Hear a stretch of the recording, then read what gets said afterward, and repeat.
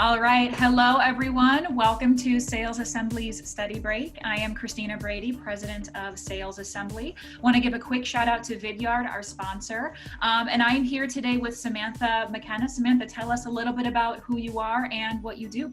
Hi, Christina. It's so great to meet you. And again, welcome aboard to Sales Assembly. I'm Sam McKenna. I'm the CEO and founder of #Sam Sales Consulting. We're a sales consultancy and BDR shop that helps you refine all of your sales and operational processes and gives you a strong team for BDR processes to teach your teams about how to do things the right way.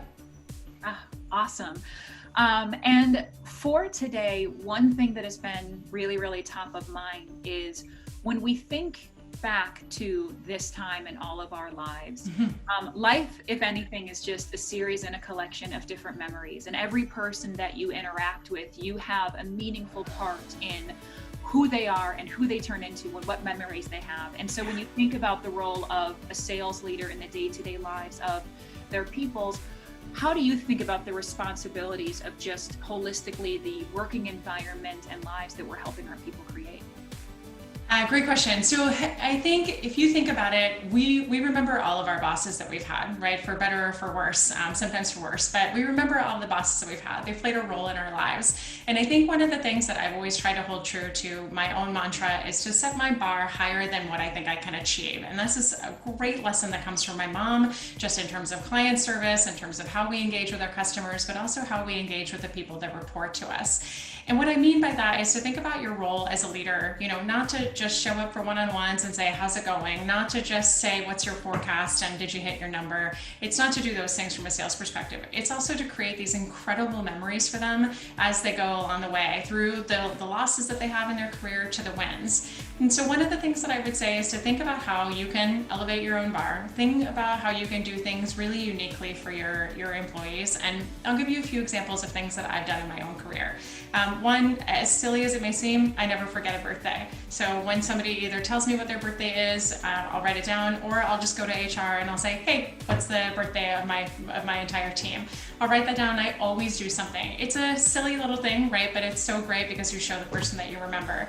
I also write down special occasions. So if somebody's telling me that they're running a marathon, that they're buying a house, that they're adopting a pet, that they're celebrating their parents' 50th wedding anniversary, I write that stuff down, I calendar, and I think about ways that I can just show that it was important to me because it was important to them.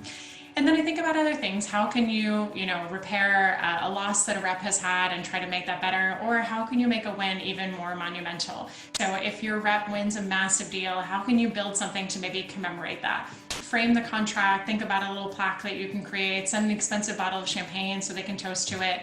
Or if they get promoted, get really creative out of the box, right? One of the things that I did for one of my teammates that is really gunning for promotion and had worked so hard for one is I called her husband before I called her to tell her about the promotion. And I said, let's keep this under wraps. I'm going to tell her about the promotion, but I'm going to have you come in on Zoom. We're still in person, but he was obviously on Zoom. In our meeting, he popped up on camera and she was like, what's going on? And then he was like, I'm really excited to tell you you're getting promoted today.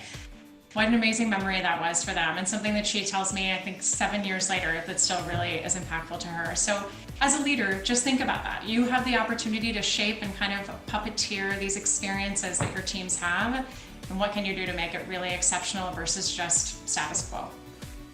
Oh, that is wonderful. And I think too that the basis of human relationships starts with vulnerability, and we connect with people when they're vulnerable. And I think it's hard to be vulnerable right now because so many things feel so much more threatening than they always have been. So whether you're a sales rep or a sales leader or director or even CEO, what do you think are some ways that we can let our walls down and be vulnerable with our people, and not just do it, but also show it? How do I show my people I'm a vulnerable human being just like you, and I want to connect with you through this computer screen that we're all stuck behind? Yeah, I think that that's one of the great lessons that LinkedIn really teaches its leaders from my time when I was a leader at LinkedIn, is the idea of taking your mask off and being vulnerable, right? So it's so important for us to do that as a leader. But I think when we're vulnerable, it also sets an example for how we hope that our reports and our peers can also react and engage with us. How to get somebody to be vulnerable. In fact, I just had this conversation with someone last night. It starts with us. So it's our our opportunity and our responsibility as leaders to show that vulnerability first, right? So maybe if we are having a bad day, to say we're having a bad day, or to say that we're frustrated about something, or to even say like, hey, I've got some candid feedback I need to give you, but I'm going to tell you about a time when I got this feedback that maybe I wasn't expecting, or maybe I didn't agree with. It's our chance and our responsibility to do those things, because it sets the pace and it sets the environment for that other person to match that, and then to say, well, they're telling me something open and vulnerable about them, so I can do it.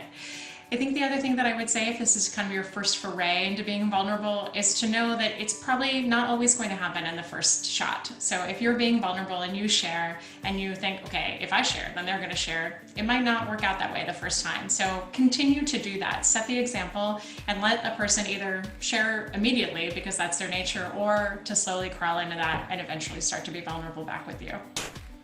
Yeah, this makes me think of the concept of the first follower. Yes. Which is, so many leaders think that they have to be the first person to do something, the wacky person dancing at the concert. But if you're not that person, if you're not the person that's like, I'm going to be the first person to do something radical, then you can aim to be the first follower and just support someone else. And so whether you're a leader by title or just a leader as a person, look for when I'm going to start something brand new, or when I can support somebody and lift them up.